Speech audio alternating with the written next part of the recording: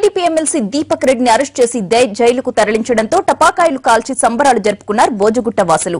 న్యాయవాది శైలేంద్ర సక్సేనాతో కలిసి బోజగుట్టలో సుమారు 300 కోట్ల విలువైన భూమిని నొక్కేయడానికి ప్రయత్నించినట్లు ఆరోపణలున్నాయి. ఈ కేసులో దీపక్ రెడ్డిని అరెస్ట్ చేసిన సీసీఎస్ పోలీసులు చెంచల్గూడ జైలుకు తరలించారు. దీంతో బోజగుట్ట వాసులు టపాసులు పేల్చి సంబరాలు చేసుకుంటున్నారు. తమ స్థలాలను తమకిప్పించి డబుల్ బెడ్రూమ్ ఇళ్లను నిర్మించి ఇవ్వాలని ప్రభుత్వాన్ని కోరుతున్నారు.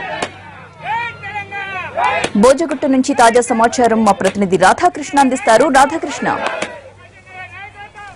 కోట్లాది రూపాయల విలువైన భూమి కబ్జా కేసులో ఇప్పటికే అరెస్ట్ అయిన దీపక్ రెడ్డి అలాగే న్యాయవాది శైలేంద్ర సక్సేనాల అరెస్టు తోటి ఒక్కసారిగా ప్రధానంగా బోజగుట్టలో ఉన్న వాసులంతా కూడా సంబరాలను జరుపుకుంటున్న పరిస్థితి ఉంది. ఇప్పటి వరకు గత కొద్ది కాలంగా తమను నిత్యం వేధింపులకు గురి చేసిన వీళ్ళిద్దరు అనుచరులు వీళ్ళిద్దరితో పాటు అరెస్ట్ కావడం అనేది చాలా సంతోషంగా ఉందనేది వాళ్ళు చెప్తున్నారు. కొద్దిసేపటి క్రితమే స్వీట్లు పంచుకోవడం అలాగే టపాసులు కాలుస్తూ తమ సంబరాలని పంచుకున్న బోజగుట్ట వాసులు భవిష్యత్తులో ఇలాంటి ఇబ్బందులు రాకుండా చూడాలనేది వాళ్ళు విజ్ఞప్తి చేసిన పరిస్థితి ఉంది.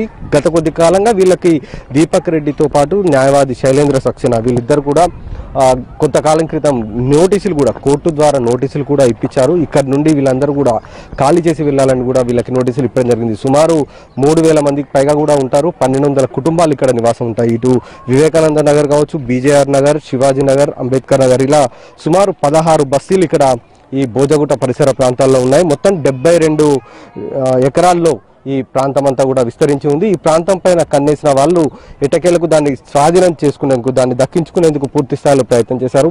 ఒకవైపు ఫోర్జరీ సంతకాలు, నకిలీ డాక్యుమెంట్లు సృష్టించారు. అలాగే నిజాం నవాబు వారసులను కూడా సృష్టించారు. ఆ కోర్టు ద్వారా అధికారికంగా దక్కించుకునే ప్రయత్నం చేశారు. కానీ కోర్టు మాత్రం అసలు ఈ స్థలం ఎవరికి దక్కుతుందో తెలియజేసే విధంగా రెవెన్యూ అధికారులకు ఆదేశాలు జారీ చేయడం, రెవెన్యూ అధికారులు ఈ భూమి అంతా కూడా ఇనాం భూమి, ప్రభుత్వ భూమిగా తేల్చి కోర్టుకు చెప్పడం ద్వారా వీళ్ళ కుట్ర అనేది ఒకటి బయటికి వెలుగులోకి రావడం జరిగింది. ఆ తర్వాత షేక్పేట్ అప్పటి ఎంఆర్ఓ ఆసిఫ్ నగర్ పోలీసులకు కంప్లైంట్ చేయడం, ఆసిఫ్ నగర్ పోలీస్ స్టేషన్ నుండి సిసిఎస్కు కేసు దర్యాప్తుకు బదిలీ కావడం, ఈ మొత్తం 3 నెలల్లో కేసును పూర్తి స్థాయిలో ఆధారాలతో సహా సిసిఎస్ అధికారులు దర్యాప్తులో స్వాధీనం చేసుకోవడం జరిగింది.